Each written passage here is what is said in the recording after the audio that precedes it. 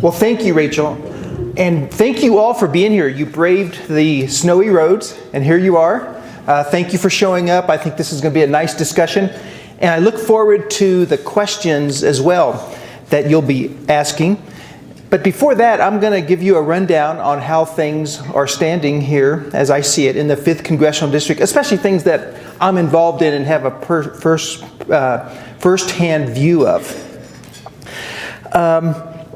It's an honor to represent the Pikes Peak area in Congress. I'm excited about the good things that are happening, and I'm happy to share some important efforts that are moving our district forward. Now, even though I spend a lot of time in Washington working on legislation or voting, I take every chance I can to be in Colorado. I catch the first plane out of town when we're done voting each week, and I take the last plane getting in at the beginning of each week. So I'm here for the most time possible. Part of that is so I can be with my wife, Jeannie, when she's not with me. And Jeannie, I'd love for you to give her a hand. I couldn't do it without her.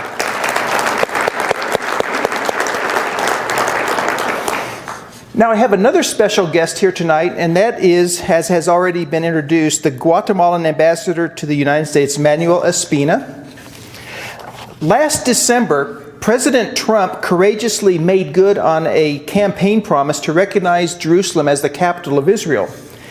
Now, there was a backlash in the UN that you may have heard about. In fact, there was a resolution to condemn the United States. But there were some countries that stepped forward and had our back, and one of those was Guatemala. So please thank President Jimmy Morales and the entire country for bravely standing behind the U.S. and taking our back. We appreciate that.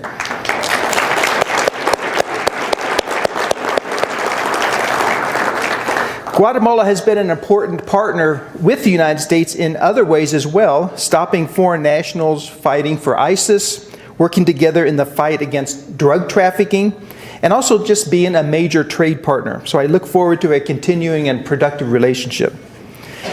Now, the Pikes Peak region may seem an unlikely area for international activity, but just think about it. We are very active internationally. We're here at the doorstep of the 4th Infantry Division, which is about to go to Afghanistan in the spring. We have the worldwide GPS and missile defense umbrellas at Schriever Air Force Base. We have graduates of the Air Force Academy who are deployed all over the globe. And this is not to mention U.S. Northcom, Air Force Space Command, the Army Space and Missile Missile Center at Peterson. And those are just a few of the critical missions that protect our homeland, but watch over the entire world. Now, in December, I stood with Speaker Paul Ryan as he signed the National Defense Authorization Act. The entire House Armed Services Committee, plus we who were the conferees on the bill as it was worked out between the House and Senate, worked hard on the future of our national security strategy and on enhancing military capabilities. A strong and determined focus on national security in space and cyberspace is crucial and is worth the necessary investment. Most importantly, the new defense budget means a 2-year elimination of defense sequestration and a raised budget cap of $700 billion for the current fiscal year and $716 billion for the next fiscal year. The final results strengthened our nation as a whole, but there are some immediate and positive effects that we're going to feel here in this district right now. And I'll give you a few of those. The NDAA has given new authority and importance to Air Force Space Command as part of a broader space reform to elevate the priority of space warfighting. The space warfighting role that was in California has moved to Colorado Springs under General Raymond at Air Force Space Command. And I'm pleased to see these changes taking place. There has been an increase to overall space funding of $1.9 billion, excuse me, and an increase in missile defense of $4.4 billion, and that's just the increase.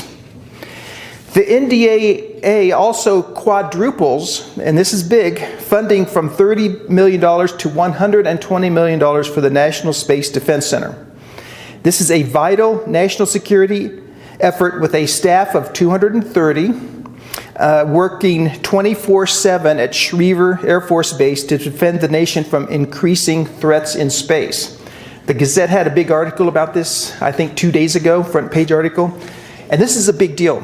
For the first time, we now have the defense community and the intelligence community working together on threats to our national security. And these are the threats up in space. So this did not even exist a few years ago. And here we have it in our backyard here in Colorado Springs. So that's really exciting. I worked hard to get the funding for it even before it was created, and in this latest round of budget increase as well. I'm really happy to see this coming along. At a time when countries like North Korea and Iran are attempting to showcase their missile development, missions at Schriever are more important than ever. In fact, this past year, our very own 100th Missile Defense Brigade successfully shot down an inbound test missile, an ICBM-class target, sending a clear message to North Korea and others who would do us harm. The NDAA also does things that help the Army. It adds soldiers, it funds Stryker vehicle upgrades, it accelerates modernization for armored brigade combat teams. It includes $90.5 million for construction here in the Pikes Peak region for the military. These are all things that will have a big impact on the 5th Congressional District in a positive way. The NDAA also gives our service members a 2.4% pay increase. That's the largest in 8 years. And the people, the men and women in uniform who protect our country deserve no less. Our district, and Colorado Springs in particular, you may have seen this in the paper, was just named the most attractive city to millennials in the country. Do we have some millennials with us today? Time and again, we hear why we're so popular. People come to play and they stay to live. This speaks incredibly well of our rich tourism industry and our amazing mountain communities. And as you know, the 5th Congressional District includes some wonderful communities and counties to the west: Teller County, Chaffee County, Park County, and Fremont County. I'm happy to report that my bill allowing for enlargement of the Fluorescent Fossil Beds National Monument in nearby Teller County has just passed out of the Natural Resources Committee. This gem of an attraction will, as a result, be an even more inviting destination for recreation and education. Our region is also attractive to millennials and everybody else for the positive economic growth we're experiencing. Supporting that growth now and for many years to come is the far-reaching impact of the Tax Cut and Jobs Act that passed in December, and for which I fought hard for and supported. President Trump invited Congress to the White House to celebrate its passage.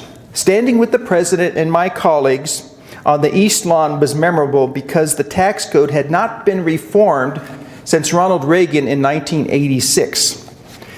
By now, you may have noticed there are less taxes coming out of your monthly paycheck and more money in your pocket. When you file taxes next year, it could be as simple as dropping a postcard in the mail. Companies big and small, such as Walmart, the largest private sector employer in the United States, have also announced plans because of the tax cut to expand employee benefits like 401k matching and maternity leave. Some businesses have reversed previous plans to leave the United States. Even utility companies, our friends at utility companies, are passing on tax savings to consumers. The benefits are for everybody, not just the rich, as some would say. Now, along with hundreds of national businesses, the Bank of Colorado and the National Bank Holdings Corp. Are handing out large bonuses to their employees. The president of Bank of Colorado, Sean Ostoff, said in a letter to me, quote, "We feel strongly that the message should be loud and clear that this tax cut will benefit all Americans," unquote.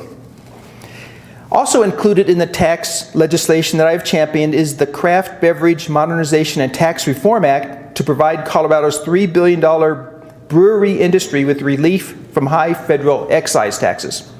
This will allow our more than 320 Colorado breweries to reinvest in their businesses, expand their operations, and hire more American workers, all of which contribute to economic and tourism growth here in Colorado. And Todd Baldwin was invited. He couldn't make it, but he is the founder of Red Leg Brewery, and he's also an Army veteran from the artillery. Now, there are many more benefits to the Tax Cut and Jobs Act. This is historic tax reform. I'm excited for what it does for families, our employers, and the tourism and economic growth that it's going to bring and will continue to bring to this congressional district. Regional economic development is also bolstered by our district's leadership in securing the cyber domain. Today, there are more than 80 cybersecurity employers, including 5 designated as workforce training organizations in the district. Founded by my good friend Kevin O'Neill, Catalyst Campus is a collaboratory where innovative small business collaborates with government to discover, develop, and rapidly prototype solutions to military space and cyber problems. It partners with CyberWorks, a joint effort with the Air Force Academy, to bring ingenuity to cybersecurity. This opened the doors to 50 industry and academic organizations in the first year alone. This year's NDAA includes support for multi-use secure facilities, or the term SCIF, if you've heard that term, like the one that's being built on the Catalyst campus, which is critical to DoD's need to leverage innovative small businesses. The problem was that small businesses that could not afford to build a SCIF or did not have access to one were prevented from working on classified projects as defense contractors. So we worked with the Department of Defense to solve this problem, and we got a solution in the NDAA. Another example of problem solving when people collaborate is addressing the source of elevated levels of water contaminants, PFOS and PFOA. Immediately, once these were verified as a water source for Widefield Security and Fountain, I began working with Fountain Mayor Gabriel Ortega, Fountain Water Manager Curtis Mitchell, Widefield Water Manager Brandon Bernard, Security Water Manager Roy Heald, and the leadership at the 21st Space Wing at Peterson Air Force Base. I brought these community leaders to Washington for a meeting with senior Pentagon officials. That meeting prioritized our district for Pentagon action and energized the Air Force's Civil Engineer Center to draft memoranda of understanding and to initiate contracts for large-scale water filter systems for these 3 communities.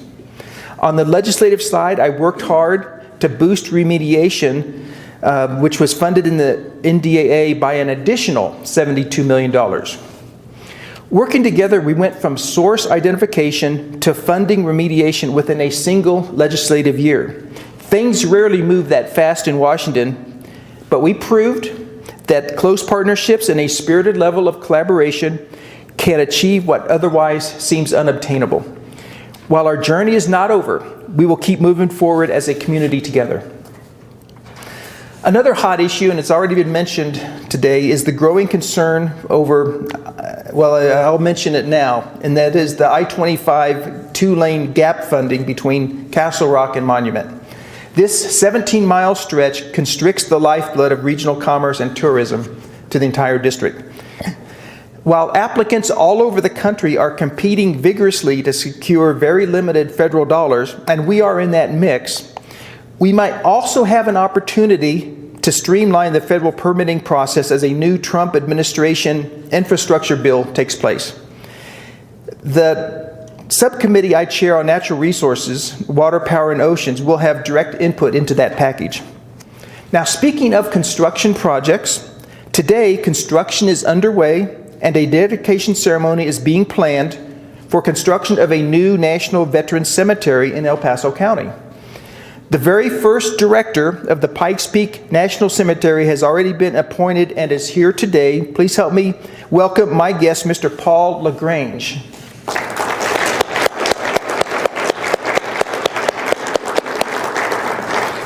The Pikes Peak National Cemetery represents a promise I made 11 years ago and have now delivered to our veterans and their families. This cemetery is a permanent monument to their courage and sacrifice for the freedoms that we hold dear. Funding is secure at $31.8 million. The The Pikes Peak National Cemetery will open for initial interments by October of this year, while construction allowing for all types of burials will be completed next year. And if there's anything wrong with that schedule, we need to talk to Paul about that, right? But that's very exciting. Establishing a National Veterans Cemetery in the Pikes Peak region has been a high priority for me since I filed a bill to create one on my second day in office 12 years ago. And so this is a proud accomplishment in my legislative career. Anyone who has the opportunity to help a veteran knows that the honor is in giving back to them. The Pikes Peak National Cemetery will be built facing America's mountain and will reflect the highest sense of dignity for those who have served and died for this great country. So Paul, thank you for the expertise and experience you are bringing from the National Veterans Administration and for all you are about to do. Here in the 5th Congressional District, we honor our veterans in many ways. Our district is home to one of the finest war aviation museums in the nation. With the passing of the 2018 NDAA and President Trump signing it into law, our own National Museum of World War II Aviation is now officially the country's premier museum for World War II aviation.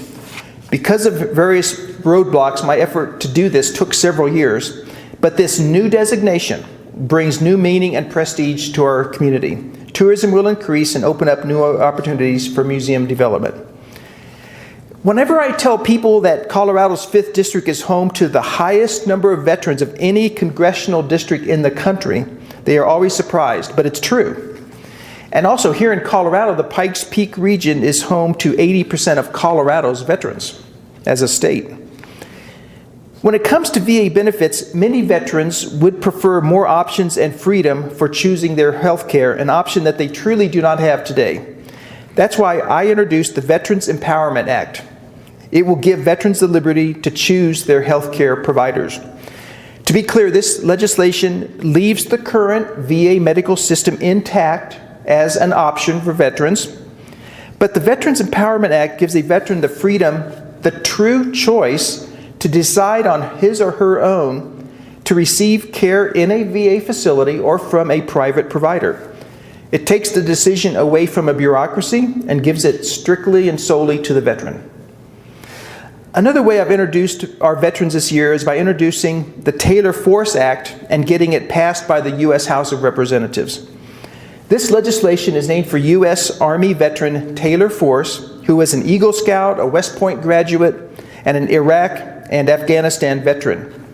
He was brutally murdered by a Palestinian terrorist during an educational tour in Israel in March of 2016. It's hard to believe, but Palestinian Authority law requires their government to financially reward terrorists and families of deceased terrorists for such attacks, to the tune of $355 million a year. The Taylor-Force Act would withhold our American assistance to the Palestinian Authority until they stop this horrific practice of incentivizing murder. This legislation is so important because it is unacceptable that hard-earned U.S. tax dollars are going to support an entity that supports terrorism, like the attack that murdered Taylor Force. In addition to honoring veterans who have put their lives on the line, we must also remember our brave law enforcement officers. We were all stunned by the recent and tragic killing of Sheriff's Deputy Micah Flick. As his widow Rachel so eloquently stated at his funeral, we have a cultural epidemic of lack of respect for law enforcement and authority. Unfortunately, we also see this in the epidemic of drug abuse, both opioids and marijuana. I plan to partner with responsible leaders in our community, like Sheriff Bill Elder, District Attorney Dan May, and Mayor John Suthers, to fight the scourge of illegal drugs, especially when cartels are involved who move large quantities of marijuana across state lines. Here in this district, despite the many good things happening, we have to constantly be on guard to fight against the cultural and criminal elements that would take us in the wrong direction. Now, one way I try to help in Congress is by promoting a culture of respect for life. I believe all people are made in the image of God and are deserving of protection, including those not yet born.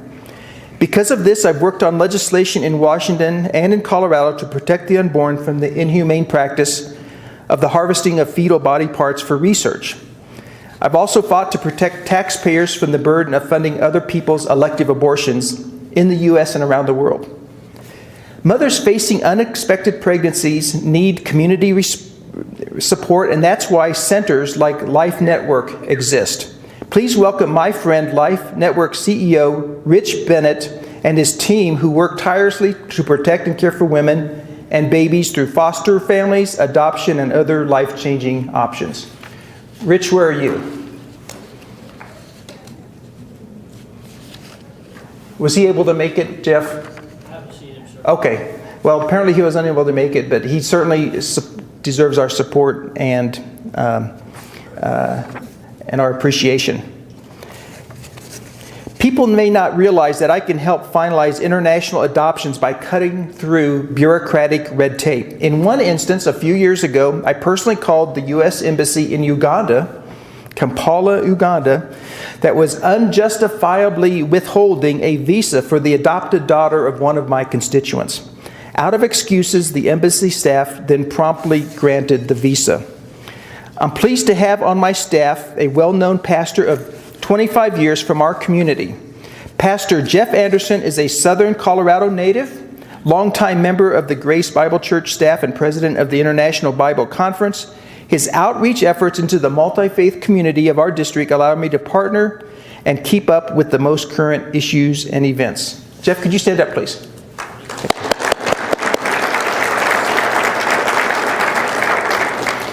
Now, fortunately, although problems still crop up, religious freedoms are largely being respected again under the Trump administration. Vice President Mike Pence and many others who have been appointed to the Trump administration are key allies with me in this, as well as in so many other areas. I work hard to promote a strong working relationship between myself and my constituents and the White House. I will do everything I can to make the 5th Congressional District as great as it possibly can be. So as we close today, I'd like to convey again the excitement currently in Washington. It feels like a new day to me. I have a strong feeling of partnership with this administration. Government agencies are doing their jobs to help the American people. Good things are happening nationally and good things are happening here locally. Much of what happens in Congress is not the bluster and confrontation that you might see on TV, but people rolling up their sleeves to solve problems for the American people. It's truly an honor for me to both advance the 5th Congressional District as well as to serve the United States of America. Thank you for your time today and your interest in supporting our district moving forward. God bless the 5th Congressional District and God bless America. Thank you.